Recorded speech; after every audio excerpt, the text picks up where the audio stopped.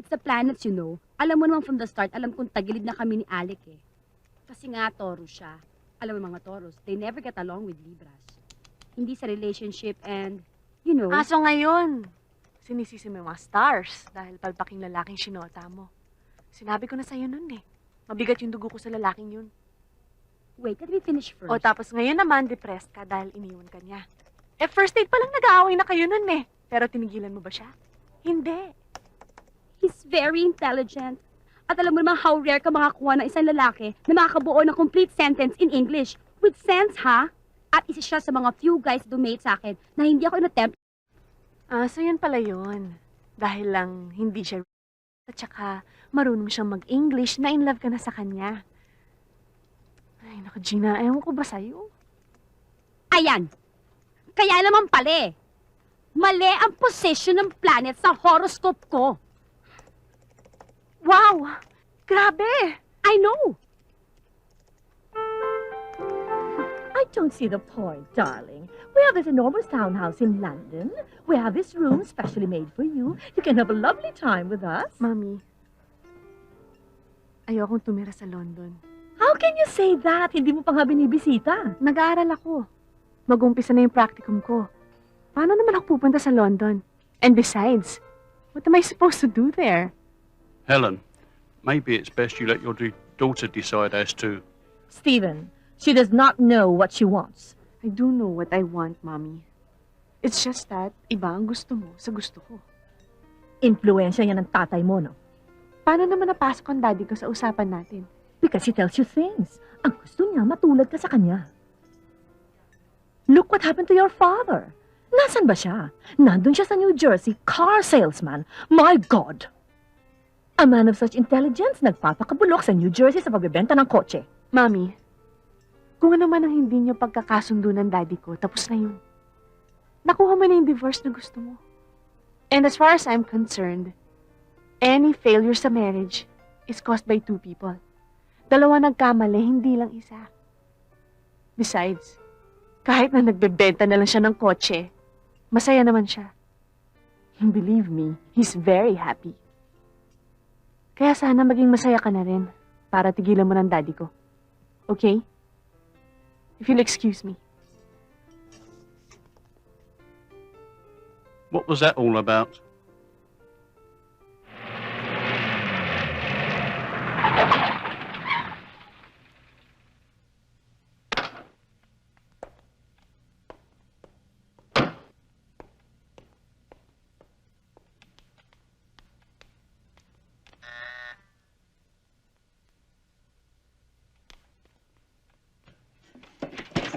Masaya ato. Si Tito Bob? Nasa soda yun lang. Jake! Tita Mila! Kailan ka pa dumating? Ang mama, kumusta? okay. Halika, tuloy ka. Matagal ka nang hindi nagbabakasyon dito sa Cebu, ah. Oo nga eh. Ito nga pala pinabibigyan ng mami para sa inyo. Saka itong sulat, oh. Ah, salamat, ha? Ah, ang aking bunso, si June. June, ang kuya Jake mo. Hi, Jake. Ah, siya yung madalas ni kwento sa amin? Mm-mm. Si Tito Bob? Nasaan? Natutulog. Lasing yata eh. June, ikuha mo siya na maiinom. Kamusta si Tito Bob? Mabuti naman. May konting problema eh. Sandali lang, gigisingin ko siya. Mabuo ka muna.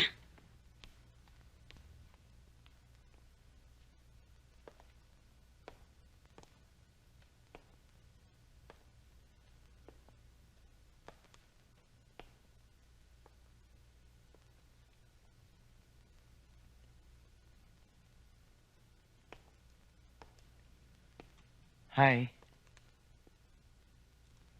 Hello. Ako nga pala ang iyong kuya Jake. I'm a family friend. Ikaw yung panganay na anak ni Tito Bob at Tita Mila, no? Ano nga pala pangalan mo? Ara. Alam mo, nung huli kita makita, mga ganit... Jake! Excuse. Jake! Tito Bob! Lang eh, bakit hindi ka malang nagpasabing darating ka? Sana nasalubong kita sa airport. Kuya Jake, thank you. Tulungan mo nga sila sa gamit nila. Akyat mo sa guest room, ha? Maglagay ka ng fresh na bedding. Halika.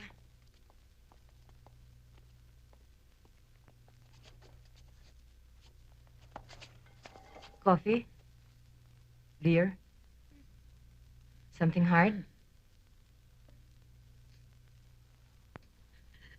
Ano na naman ba milagro ang ginawa ng...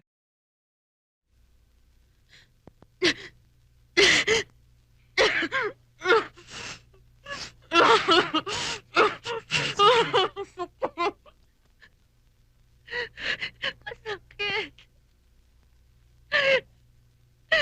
Masakit. Ikaw naman kasi, kung hindi ba naman isa kang... Hindi ba sinabi ko sa'yo, ipanganak mo na lang yung batang yan na walang kasal-kasal. Pag nagkasundo kayo, tsaka na lang. Paano? Sorry. I'm sorry. Chay, hanggang bukas lang. Ayoko na kasing pulabugin si na mama nga titay sa ganitong oras eh. Ay nako, hanggang gusto mo.